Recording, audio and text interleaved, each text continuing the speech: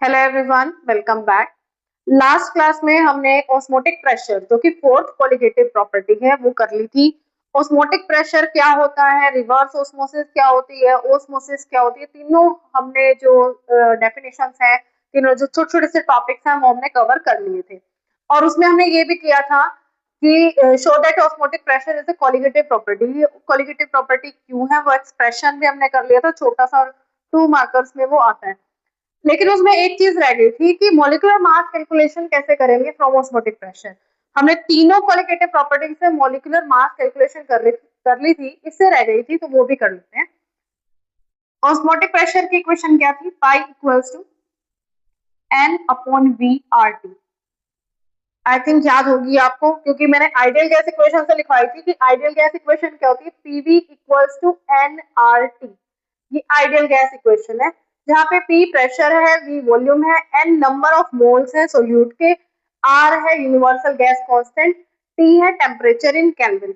और जो प्रेशर है हमारे पास ऑस्मोटिक प्रेशर, उसको पाई से भी लिख सकते हैं, P से भी लिख सकते हैं।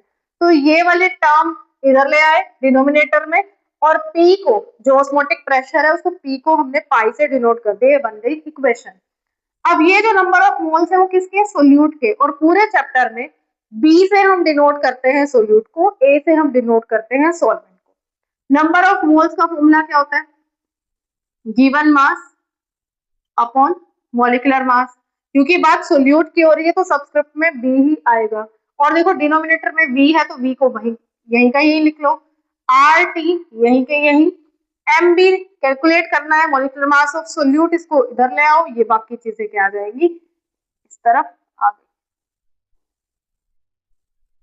Pi into. ये छोटा सा पार्ट था ऑस्मोटिक प्रेशर वाली जो कॉलिगेटिव प्रॉपर्टी है उसका।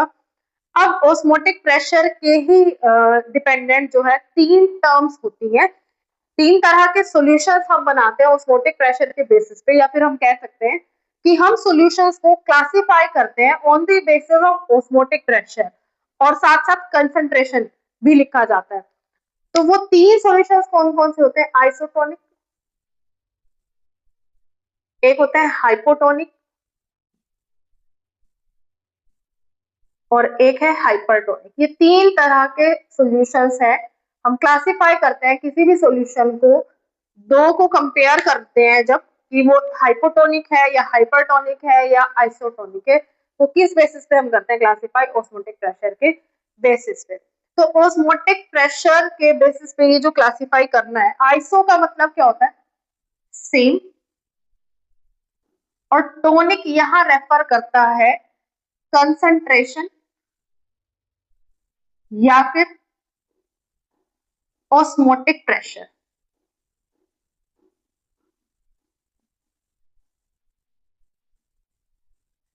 कोई भी दो सॉल्यूशंस आइसोटोनिक कब होंगे? जैसे ए और बी दो सॉल्यूशन दिए हैं,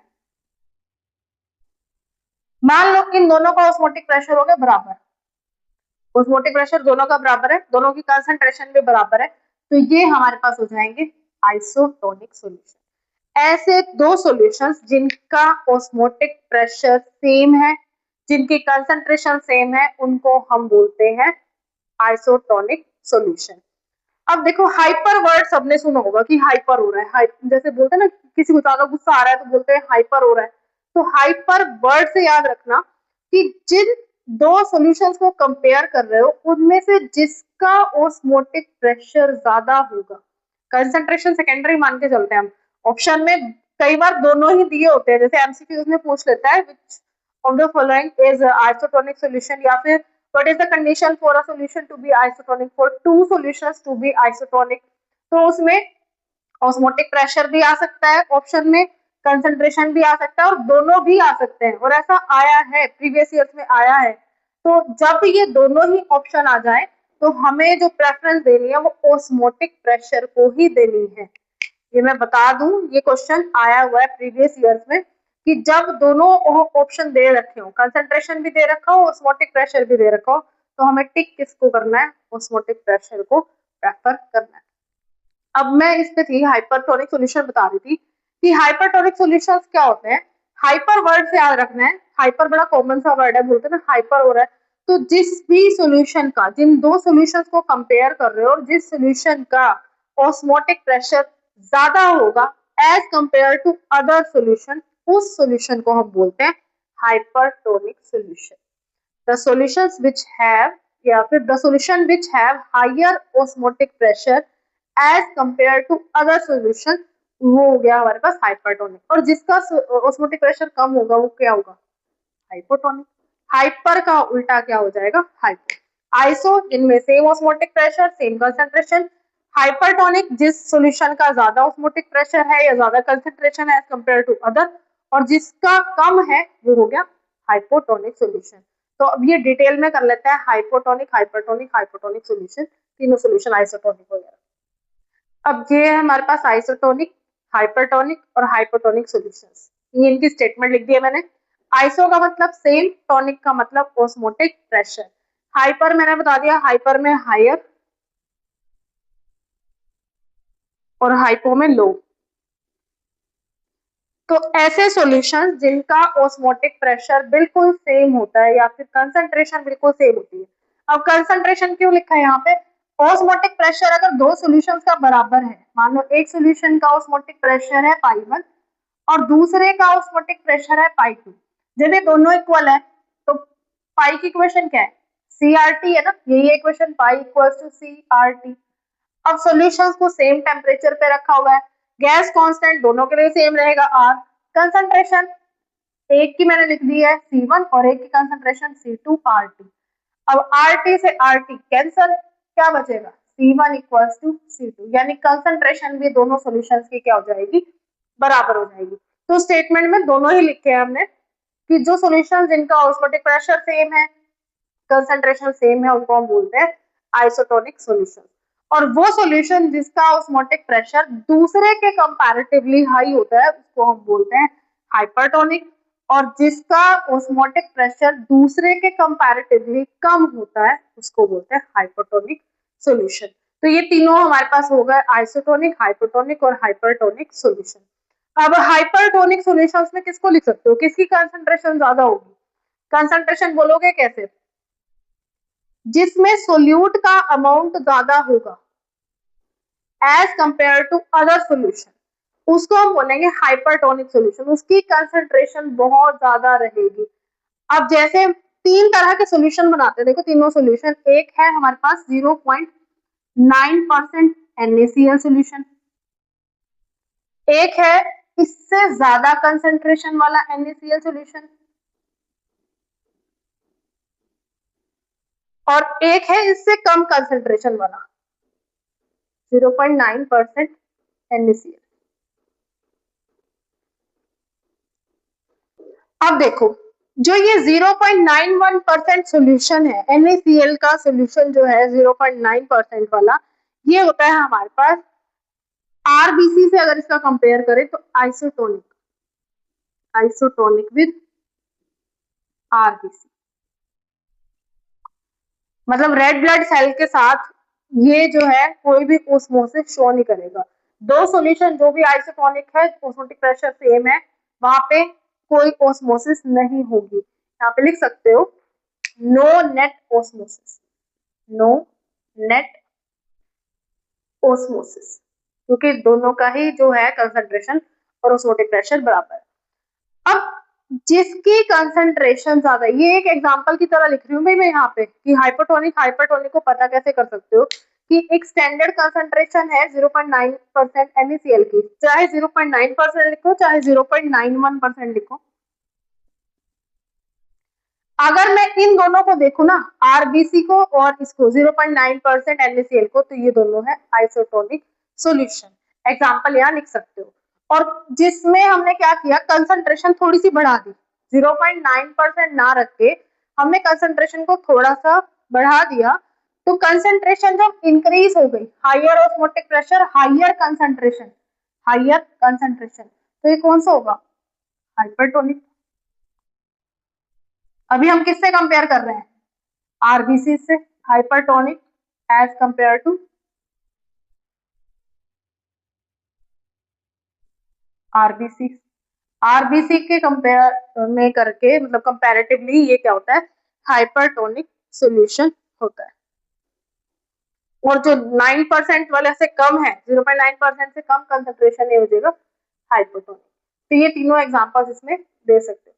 अब इसमें ना कंसेप्ट चलता है एंडोऑस्मोसिस का, एक्सोऑस्मोसिस का, कि हम किस आरबीसी को अगर इस सॉल्यूशन में रख रहे हैं तो हाइपरटोनिक सॉल्यूशन में जब इसको रख रहे हैं तो आरबीसी पे क्या इफेक्ट पड़ेगा, और हाइपोटोनिक में रख रहे हैं तो इस आरबीसी पे क्या इफेक्ट पड़ने वाला है, एंडोऑस्मोसिस होगी, एक्सोऑस्मोसिस होगी।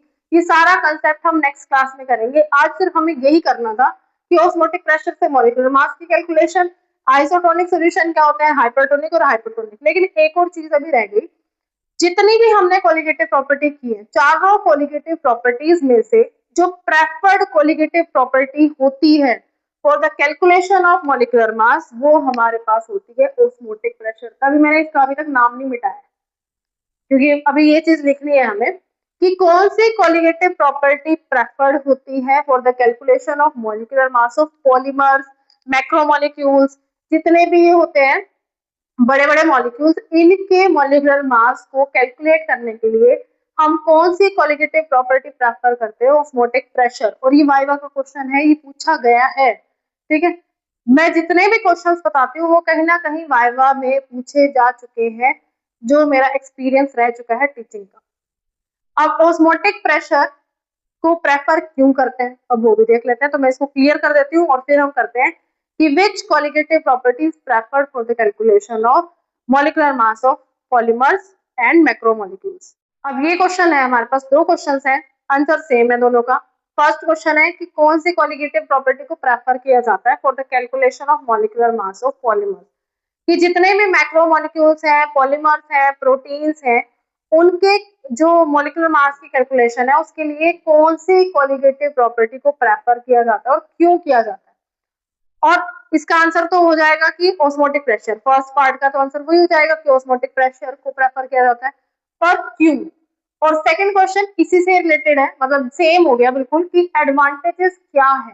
जो यहाँ वाई का आंसर है वही यहाँ इसका आंसर है कि ऑस्मोटिक प्रेशर मेथड के जो एडवांटेजेस हैं मॉलिक्यूलर मास कैलकुलेशन में वो क्या है, कौन कौन सी एडवांटेजेस है, क्यों इसको हम प्रेफर करते हैं। पहली बात तो फर्स्ट का ही आंसर क्या रहेगा हमारे पास कि कौन सा मेथड प्रेफर किया जाता है, osmotic pressure method, osmotic pressure. और ऑस्मोटिक प्रेशर का जो कंसेप्ट दिया था वो वेंट हॉफ जो नेम्ड पर्सन है उसने दिया था, वेंट हॉफ नाम था जिसने ये ऑस्मोटिक प्रेशर का कंसेप्ट दिया था। और ये क्यों प्रेफर होता है, क्योंकि जो ऑस्मोटिक प्रेशर की कैलकुलेशंस होती हैं, जो हम ऑस्मोटिक प्रेशर की कैलकुलेशन करते हैं वो हम रूम टेम्परेचर्स पे भी कर सकते हैं। Calculations can be done at room temperature. पहली बात तो ये एडवांटेज होगी इसकी। फर्स्ट एडवांटेज क्या है कि जो कैलकुलेशन है वो रूम टेम्परेचर पे भी कर सकते हैं, हमें कोई स्पेशल वहां पे जो कंडीशंस है वो नहीं लगानी होती। दूसरी चीज ये है कि इसमें हीटिंग नहीं रिक्वायर होती। This method do not require heating. अब ये क्यों नहीं हुई यहाँ पे, देखो जो हमारा elevation in boiling point, depression in freezing point और relative lowering in vapour pressure, उन सब में हमारी ये चीज रहती है कि वेपर प्रेशर बराबर हो जाए, जो प्योर सॉल्यूशन मतलब प्योर सॉल्वेंट है और सॉल्यूशन का जो वेपर प्रेशर है वो किसी भी तरह से बराबर हो जाए। और वहां पे हमें हीटिंग वगैरह करनी पड़ती है, एलिवेशन इन बॉइलिंग पॉइंट पे तो की है। तो इस मेथड में कोई भी हीटिंग रिक्वायर्ड नहीं होती, क्योंकि देखो अगर हम हीटिंग करेंगे तो पॉलीमर्स पे कुछ ना कुछ तो इफेक्ट पड़ेगा ना। पॉलीमर्स क्या करते हैं, हीट होने पे इनके जो कंपोजिशन वगैरह है उसमें कुछ ना कुछ उनकी जो फिजिकल स्टेट वगैरह उसमें चेंज आ जाता है। तो यहाँ पे ये तो बिल्कुल इसकी सही एडवांटेज हो गई ये भी कि इसमें कोई भी हीटिंग रिक्वायर्ड नहीं है, क्योंकि हीटिंग से क्या होता है जो नेचर है पॉलीमर का वो चेंज हो जाता है, because which may change the nature of polymer। Heating करोगे तो हीटिंग से पॉलीमर पे कोई ना कोई इफेक्ट पड़ जाएगा, change the nature of polymer. लेकिन अगर हीटिंग नहीं कर रहे हो तो हमारा पॉलीमर जैसा है वैसा ही रहेगा।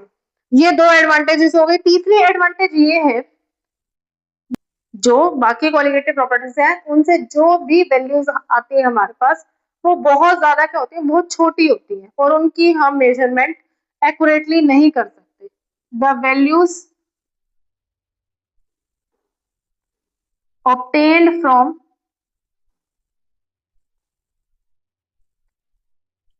other colligative properties, शॉर्ट में लिख रही हूँ CP, are very low and cannot be measured and cannot be measured accurately हम उन्हें निकाल ही नहीं सकते हैं। लेकिन इसको ऑस्मोटिक प्रेशर की जो वैल्यूज है ना, ये अगर छोटी भी आएगी मिलीमीटर में, हम आराम से उसको नाप सकते हैं।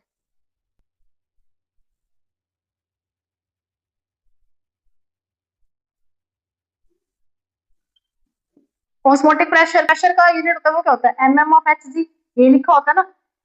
अब मिलीमीटर में उसको जो छोटी से छोटी भी वैल्यू होगी उसको हम ऑस्मोटिक प्रेशर की माप सकते हैं। लेकिन इसमें जो आई है दूसरी क्वालिटेटिव प्रॉपर्टीज में जो भी वैल्यूज आती है वो बहुत ज्यादा छोटी होती है, जिनको हम मेजरमेंट जो है एक्यूरेटली नहीं कर सकते। तो ये हो गई हमारी एडवांटेजेस। मैं रिपीट कर देती हूँ, जो हमारे पास कैलकुलेशन हम ऑस्मोटिक प्रेशर से करते हैं, हम उसको रूम टेम्परेचर पे कर सकते हैं। हमें कोई स्पेशल कंडीशंस नहीं करनी पड़ती कि उसको फ्रीजिंग पॉइंट तक लेके जाओ, उसको उसके बॉइलिंग पॉइंट तक लेके जाओ, कुछ नहीं। इसमें रूम टेम्परेचर पे ही कैलकुलेशन हो जाती है ऑस्मोटिक प्रेशर में।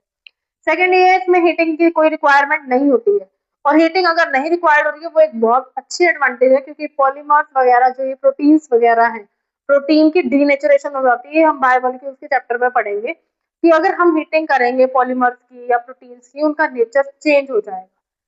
और तीसरा ये है कि बाकी क्वालिटेटिव प्रॉपर्टीज से जो वैल्यू आई है वो बहुत कम होती है, उनको हम एक्यूरेटली मेजरमेंट नहीं कर सकते। लेकिन जो वैल्यूज आई है ऑस्मोटिक प्रेशर से, उसको हम मिलीमीटर में जो है, मतलब उसकी जो वैल्यूज आती है ना, वो बहुत कंपेरेबल आती है हमारे पास जो है, उसको हम कैलकुलेशन कर सकते हैं मिलीमीटर में, बड़ी इजीली कर सकते हैं और एक्यूरेटली भी कर सकते हैं। The low values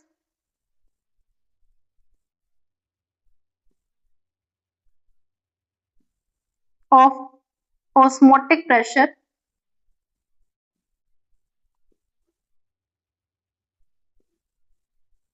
can be measured